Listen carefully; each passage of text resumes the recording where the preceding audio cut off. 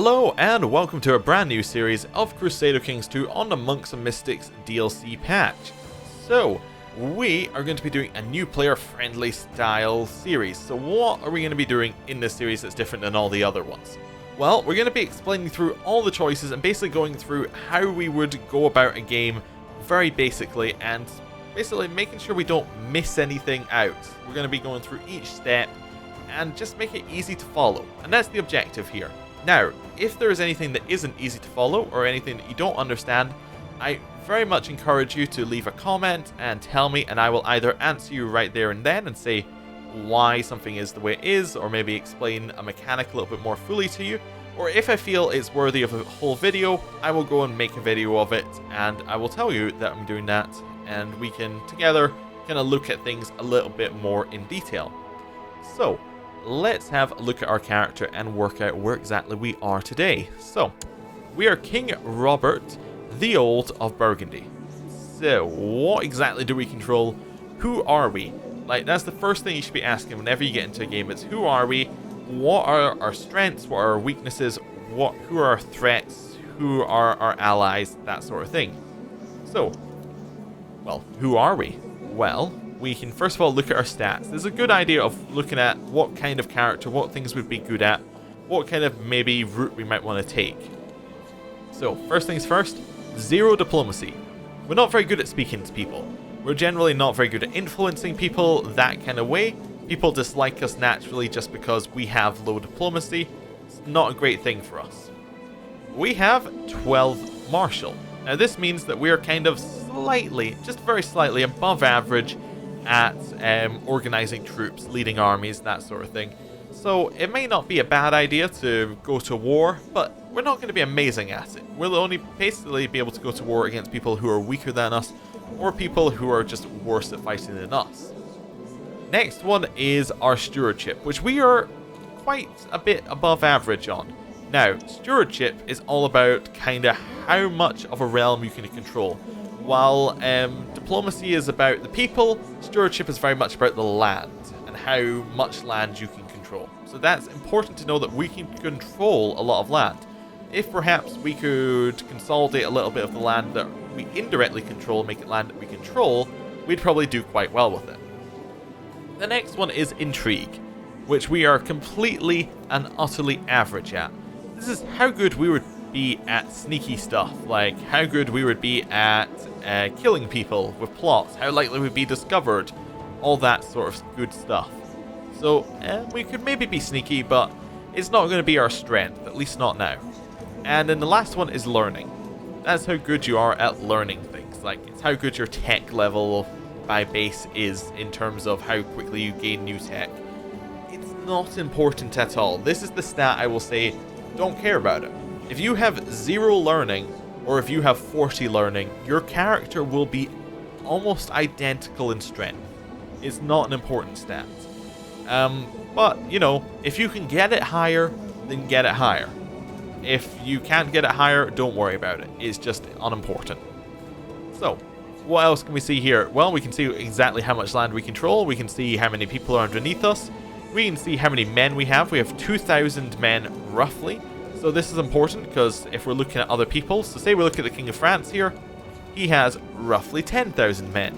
And we can see how that's split up. So he has 1,600 of his own, plus about 8,800 from his vassals. So it's important to know how strong you are compared to everyone else. We also see how much money we have. You can also see all of these ones up here in the top right. At all times, we only have 67 gold, which is enough to buy some things, but it's not like we're super rich right now. And we also have some piety and some piety, this one, and some prestige, this one. And we can spend those, we can gain those. They make different people like us. It's not important really at all, but they're just kind of things you gain along playing the game. Now up here in the top right, we can see we're 55 years old. This is very old for a CK2 character. A typical character will probably live between about 40 and 60 with no good health and no negative health traits. At least from my experience. Maybe a lot will die early, like there'll be a fair amount who'll die earlier than 40 and a fair amount who'll live above 60. But the median kind of area is between 40 and 60, at least in my experience. Now, generally, since the Reaper's Due DLC, which was the last DLC before this one, there's been a lot more diseases around in the world, so characters die a lot quicker than they used to. As we're just starting at the 1066 start in game, there aren't a lot of diseases, and our character did not start with a disease, so we may live another couple of years, but things may go downhill fairly quickly for us. If we get some sort of a negative health trait, we're likely to die within a couple of months. So, very important things for us to learn right away is, like, who is going to be next in charge, and are they going to have all the land that we have? Is everything in succession going to go well?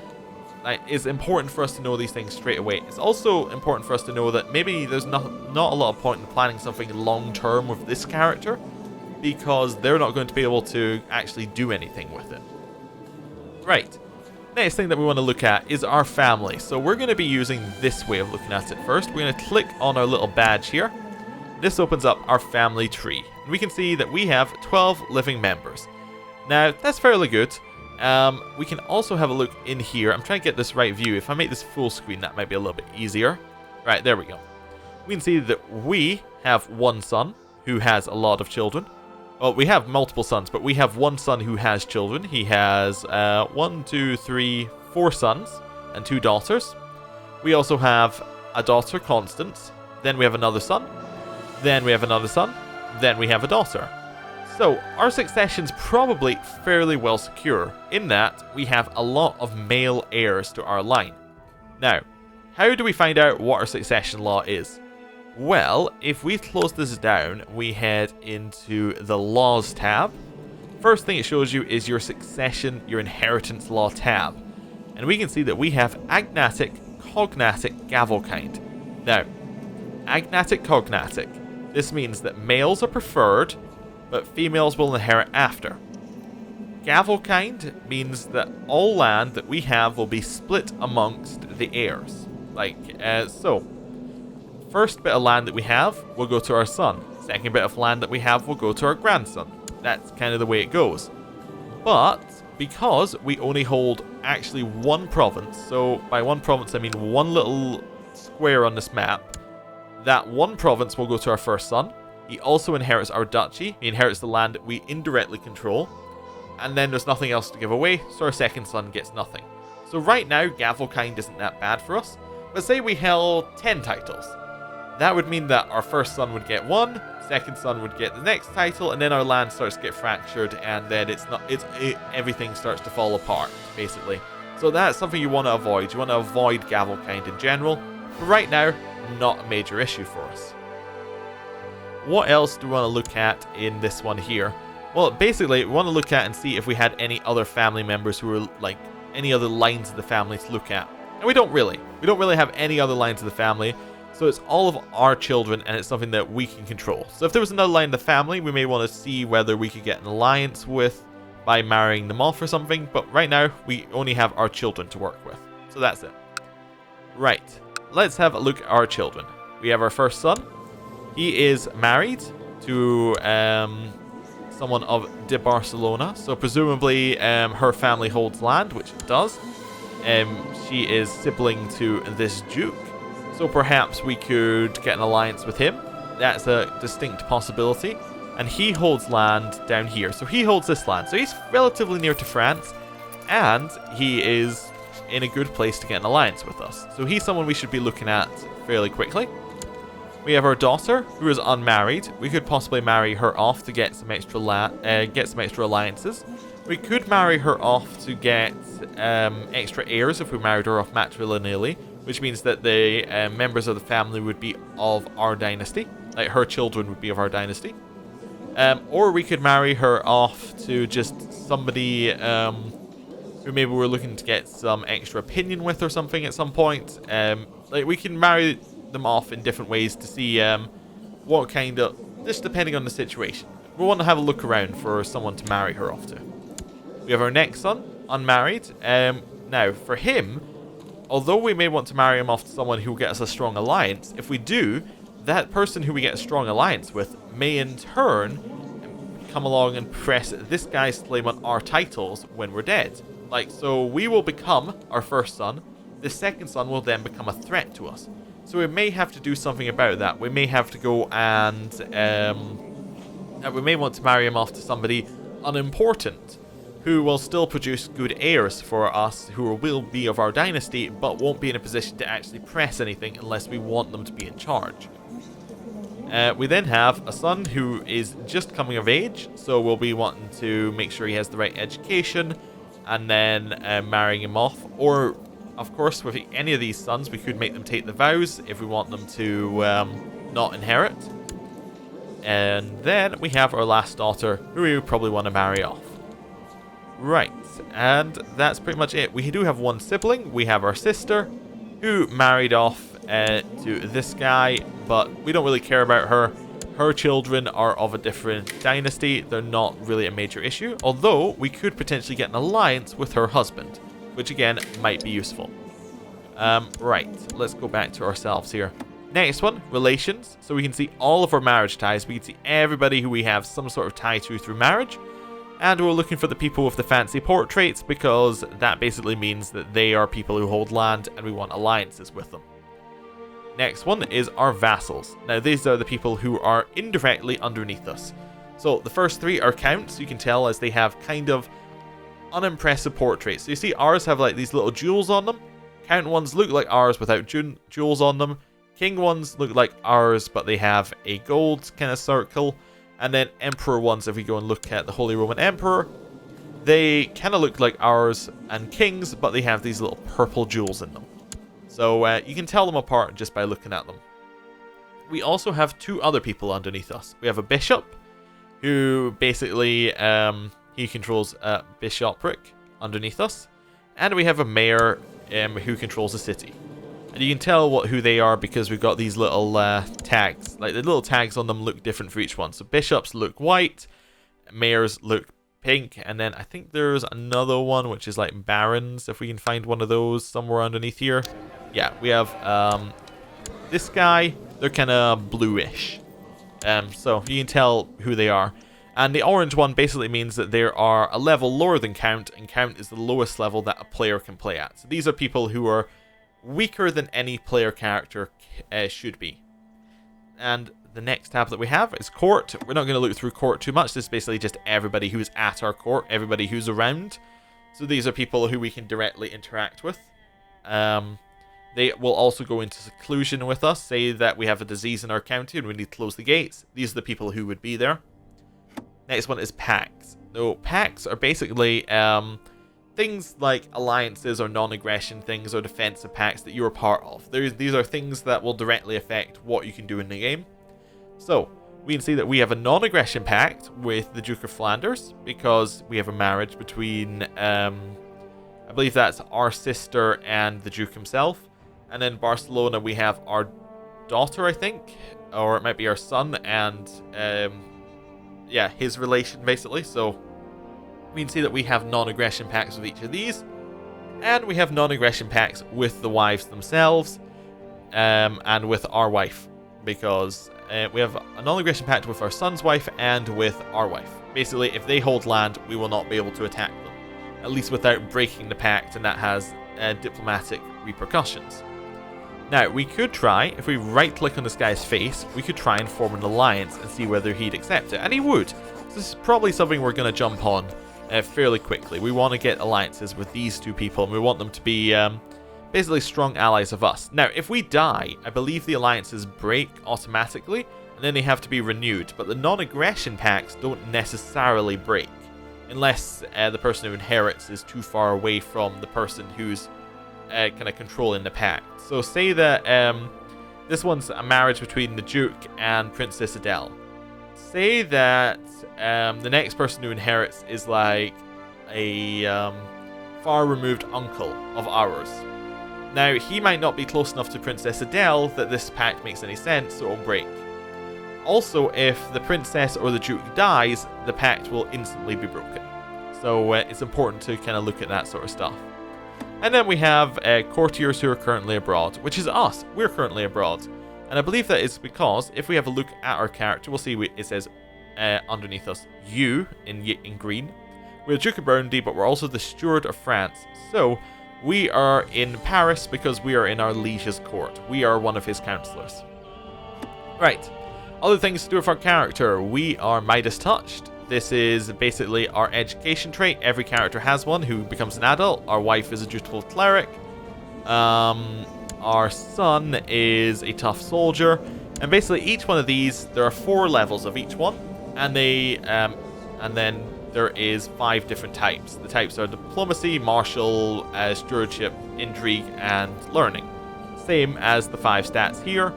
And generally they'll improve the stat that they go underneath. We can see by the little stars, little dots underneath, we have a level 4 stewardship education. So we're really, really good at stewardship. This one also comes with some bonus martial and some minus diplomacy. It also comes with some bonus learning, but it also gives you fertility. Now, this basically means that we're more likely to have children. Next one on our list is Kinslayer. This means at some point we killed a member of our family and it is known about. So that lowers our diplomacy and means that members of our family generally don't like us because we're known to kill them. We then have Chase, which means that we have lowered fertility. We're less interested in going out there, and it's kind of like the opposite of lustful, basically.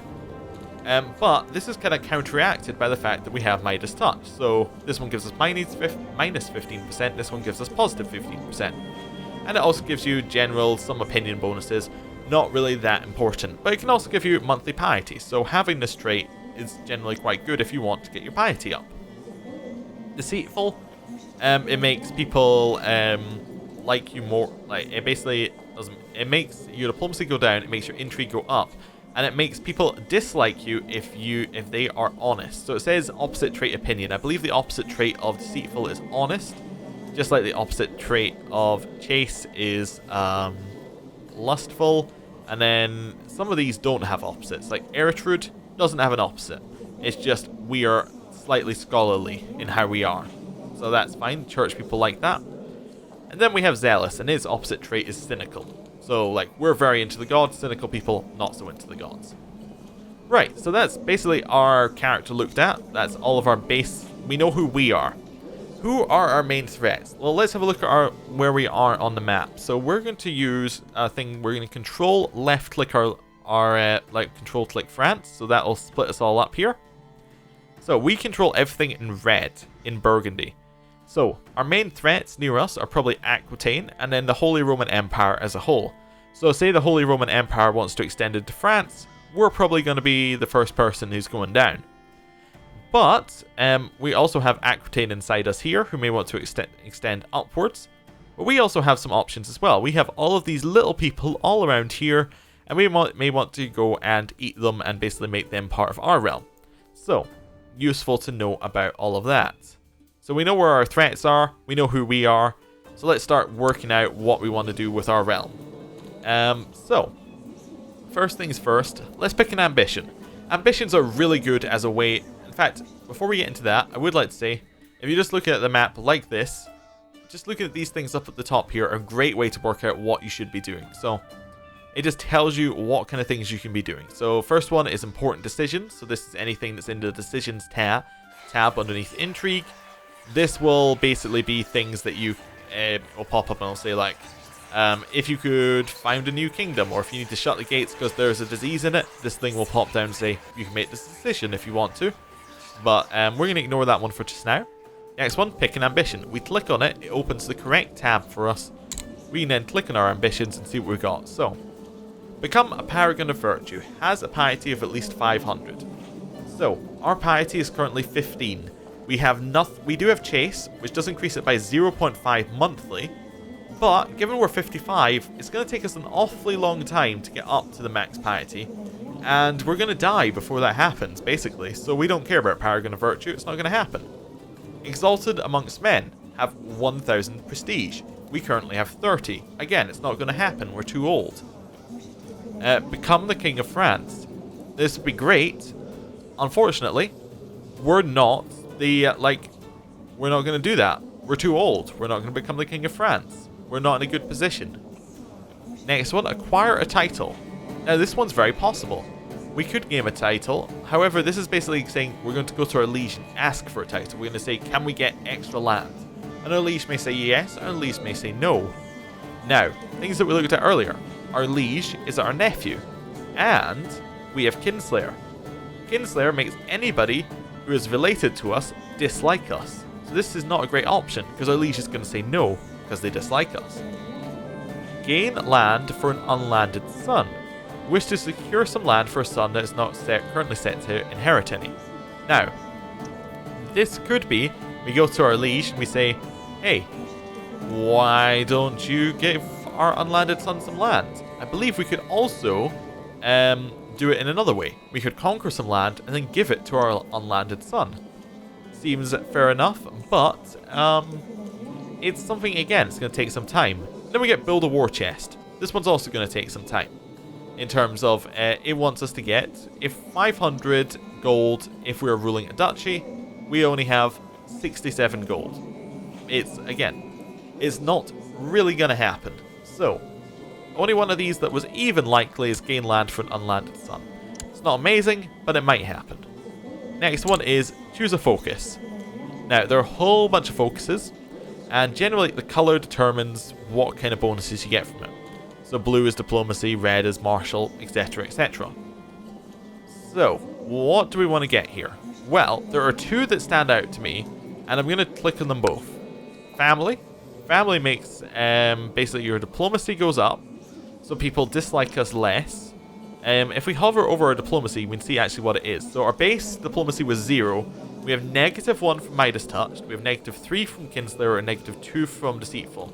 So that means, although our diplomacy is capped at 0, we're actually at -6. So getting 2 diplomacy doesn't mean anything. However, the extra health that this gives you could be great, because it basically means we're less likely to die. The other one is hunting. This is the only other one of these that gives health, and it also gives martial. And I'll put our martial up to 14. We're distinctly above average at that point. Seems like a good idea to me to get extra health. So we'll do that. Right. Next thing is, we have minor titles grantable. So we have Court Physician, which we're going to ignore for just now. And we have Designated Region, which we're going to ignore for just now, because Designated Region gives opinion. So we want to maybe give it to somebody who dislikes us, or maybe somebody who we want to just make us like us a little bit more. And then Court Physician is somebody that we can do with the event over here, with this decision. However, we want to wait just a little bit on that, because we're going to have to unpause the game to do that, and we're not going to unpause the game in this episode. 3 children lack a childhood focus. So, if we click on this, it will cycle through the children. First one is Oud de Bourgogne. So, is he the oldest of the 3? Let me just have a look here. Hughes is 9, Robert is 7. So no, let's go to the oldest. So we have a 9-year-old. He does not have a childhood focus. Now, what is a childhood focus? This is basically how they will, what kind of childhood traits they will get. And childhood traits evolve into other traits. So we'll see right here that Hughes has brooding. We see that it can develop into just, wrath, or envious. So we maybe want to get them traits, like we want to give them a focus where they're more likely to get traits that will give them good things. Things that we like. So, Tibint here gives humble, shy, and craven. Now, humble's an alright trait, but shy and craven, these are not good traits for one of our characters to have. And I believe this is second in line to our land. If we hover over, we can find this out by going back to our character, hovering over a shield that tells you who's in line to succession. So it's Henri, which is our son. Then it is our grandson, Hughes. We can also find this out by going to laws. It just puts them out in a line here, and you can click on each one. It'll take you to that person. So, we don't want our grandson to be awful. What kind of things do we want our grandson to be able to do? Well, right now we can see he's relatively good at learning. He's alright at being sneaky, but he's basically really, really good at being a steward. He's not so good at being a martial character or a diplomacy character, but maybe we should try and encourage his strength. So we'll look at our stewardship focuses here. So we have Thrift, which means that they can get Curious or Fussy.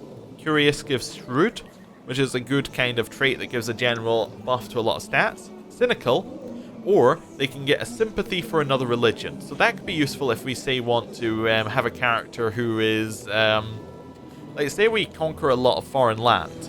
We might want to educate our heir in Thrift, because they may get a sympathy for that religion, and therefore will have a better opinion with people from that religion. Next one is Fussy. So this can develop into Patient, Greedy, or Paranoid. Patient's a fairly good trait, Greedy allows you to gain more money, and Paranoid is a fairly bad trait, but can help you out with being a little bit more sneaky or just a little bit more careful in general. So Thrift is fairly good. The other option is Duty. Now Duty only gives you one common trait outcome, so you're only likely to get this one trait, but you may get other traits as well. So Conscientious. So this can develop into Diligent or Temperate. Both of those are good traits. Now, right now for this character, I think we're going to go with Thrift because we want to get them a couple of traits. We want to get them a couple more good traits. But Duty is generally quite a good and quite a consistent focus to go for. So we're going to go for Thrift because we want to get him, hopefully some of these good ones like Shrewd, we would quite like him to get. We want to maybe just boost his stats up a little bit and a little bit more than Duty will. So let's do that. And once it's set, you can't change it, basically. You can, of course, leave it unset, as it was when we started here, and then they'll get random traits, which generally are worse because in the next stage, it'll say, okay, now you need to choose a more focused education, and then some children will do better with certain traits in certain educations. But if they have a random mixture of traits, they're unlikely to always do well in what they're doing.